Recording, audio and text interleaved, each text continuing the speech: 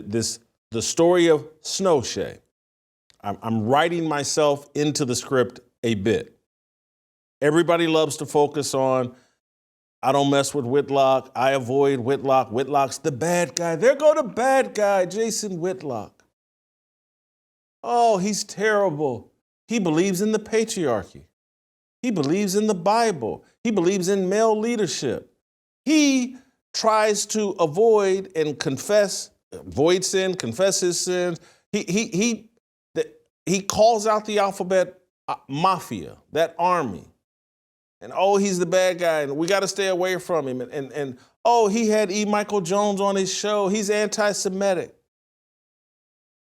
The people avoiding me, they're not avoiding me. They're avoiding my biblical worldview. And that's not me. I'm a degenerate, not on Shannon Sharpe's level, but, I'm a degenerate. All right.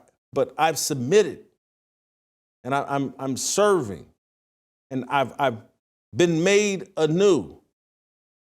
And so those things are in my past, and so I'm trying to lead you all down this path a better way. And so, yes, people are going to avoid me because I wear my belief in Christ on my sleeve. And I'm telling you all, you need to be leery of the people that avoid me because they're telling on themselves. I'm not saying everybody's got to like me, but when you actively are like, I hate Whitlock and I can't be associated with, I can't be pictured, I can't retweet, I can't do this, I can't do that, you're actually telling on yourself.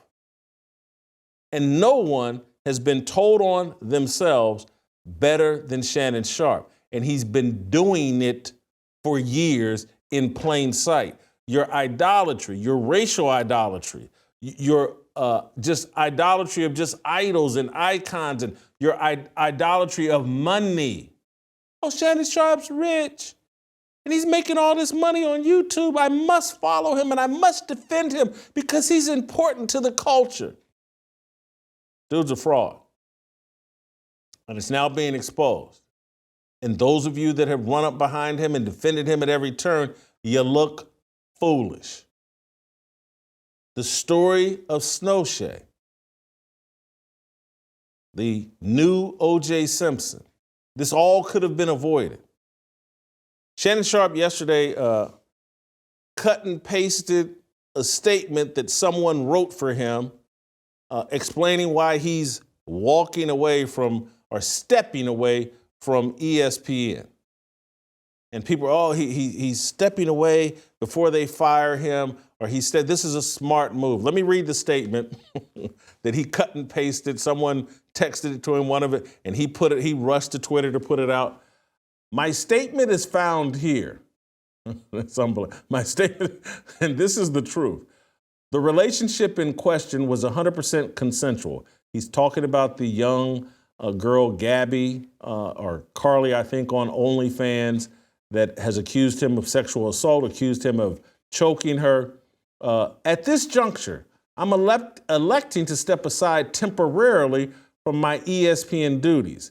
I will be devoting this time to my family and responding and dealing with these false and disruptive allegations set against me. I plan to return to ESPN at the start of the NFL preseason.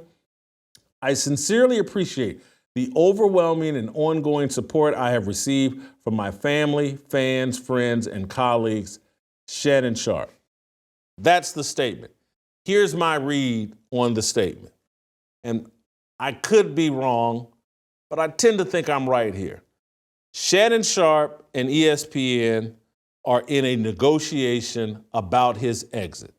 And this is how these things play out. If Shannon Sharpe quits, whatever that contract he signed with ESPN in the past 6 months to a year, if he quits, he surrenders all that money. If ESPN can fire him for cause, he surrenders all that money that's on paper from ESPN.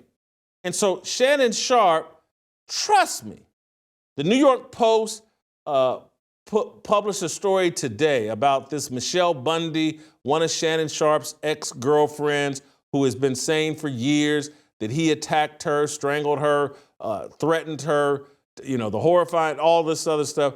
Story about her.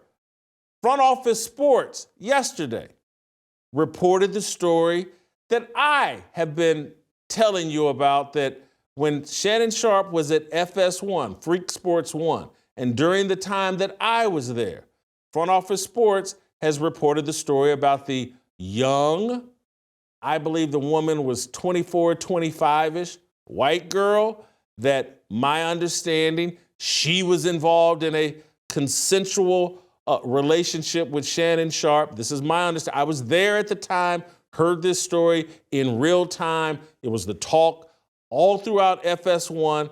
Shannon Sharpe and the production assistant that claimed Shannon Sharpe strangled her inside the Fox Sports studios. Not the actual show studios, but in the building, the work area. And eventually, I think they moved this woman away from that show and gave her a different job. But everybody at FS1 knew this story. Front Office Sports, and so this had to be 2018, 2019. Everybody talking about this story. Front Office Sports is reporting that Fox Sports and Shannon Sharpe reached a financial settlement with this young woman. Similar claims as the current woman. There's a pattern here. And so when you're looking at Shannon Sharpe and what's going on with he and ESPN and why he's trying to negotiate his way out, he doesn't want to quit. He wants ESPN to have to fire him without cause so that he can get some of that money that ESPN owes him. I imagine they probably signed him to a pretty substantial contract, maybe in the $4 or $5 million range. Who knows? I don't know, per year.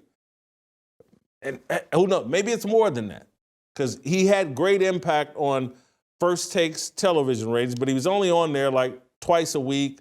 But regardless, Shannon Sharpe wants that money, because if he's going to survive, even in the podcast space, he's going to have to reach a bunch more settlements with potential accusers. What is Tony Busby, the lawyer that represents the woman with the $50 million lawsuit? What's his pattern as it relates to Deshaun Watson, Diddy?